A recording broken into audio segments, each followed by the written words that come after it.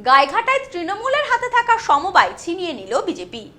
বিধানসভা নির্বাচনের আগে এই জয়ে বাড়তি অক্সিজেন পদ্ম শিবিরে। ডুমা ফিশারম্যান কোঅপারেটিভ সোসাইটি লিমিটেডে নির্বাচনে জয়ী হল বিজেপি। তৃণমূলের দখলে থাকা সমবায় নিজেদের দখলে নিয়েছে বিজেপি।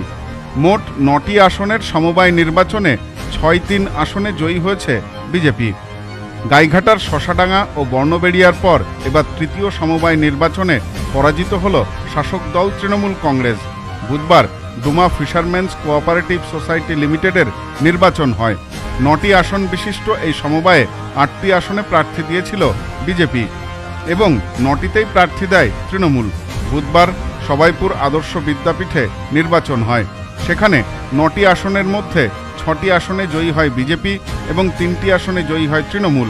দিদি সরকারের অত্যাচারে বাংলা গেল রসাতলে, গ্রামের মানুষ বাঁধল জোট, দিদি সরকারের কুমড়ো ভোট। রেজাল্ট জনসাধারণ খুব ভালো ভোট দিয়েছে, আমরা সেই ভোটে জয়লাভ করেছি। এতদিন 8 বছর ছিল টিএমসির অনুকরণে, 5 বছর ওদের থাকবার কথা, সেখানে ওদের গাছ জোরেতে আরও 3 বছর বেশি থাকে, ভোট করতে দেয়নি। তারপরে আমাদের প্রচেষ্টায় আমরা এই ভোট করেছি, সেই ভোটেই আমাদের এই জয়। এখানে 5 বছর তাদের থাকার কথা, 5 বছর তো চালাতে পারিনি, তারপরেও আবার 3 বছর জোর করে ওরা ছিল। এই দেখে গ্রামের মানুষ সেটা সহ্য করতে পারেনি, যার জন্য এই জয় আমাদের হয়ে। 8 বছর পর এই সমবায় নির্বাচন হলো। আগে এই সমবায় তৃণমূলেরই হাতে ছিল। বিজেপি বিধায়ক স্বপন মজুমদার বলেন, মানুষ তৃণমূলের দুর্নীতির বিরুদ্ধে ভোট দিয়েছে। 8 বছরে তৃণমূল ডুমা বাওড়ের কোনো উন্নয়ন করেনি। স্থানীয় মানুষের রুটি রুজিতে টান পড়েছিল। আজকে ডুমা ফিশারম্যান সোসাইটি লিমিটেডের যে ভোট, পশ্চিমবঙ্গের সবথেকে বড় ফিশারম্যান লিমিটেড, এটা বাওড়, যেটা দীর্ঘ 11 কিলোমিটার লম্বা।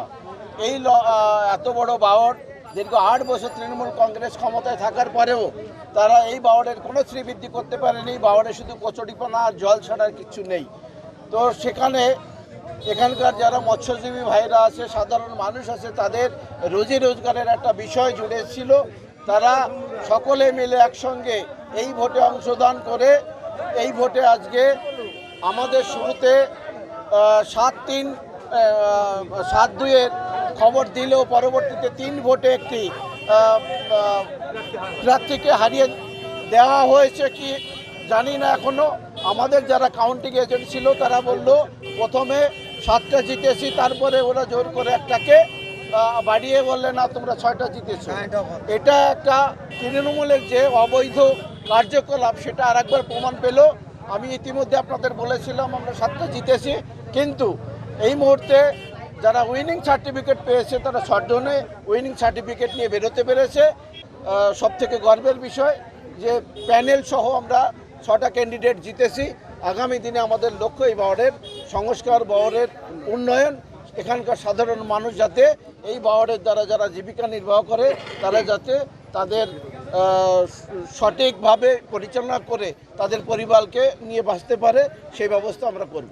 এ বিষয়ে গাইঘাটা 2 নম্বর ব্লকের তৃণমূল সভাপতি শ্যামল কুমার বিশ্বাস বলেন, বাম বিজেপি অলিখিত জোটের কারণে এই ফলাফল হয়েছে। মমতা বন্দ্যোপাধ্যায় মৎস্যজীবীদের এত উন্নয়নের পরেও মানুষ কেন ভোট দিলেন না তা খতিয়ে দেখা হবে। সামনেই বিধানসভা নির্বাচন, তার আগে সমবায়তে বিজেপির এই জয় বাড়তি অক্সিজেন যোগাবে পদ্ম শিবিরে, সে কথাই মনে করছেন রাজনীতির কারবারিরা। Bureau report, news no man's land, Gaighata. এবার আপনার নিকটবর্তী শহরে Aarti electronics retail private limited. Aarti electronics Bongaon, Gopalnagar, Chandpara, Duttapukur, Habra, Nagarukhra, Bagula ও হেলেঞ্চাতে। ফোন 7076534320।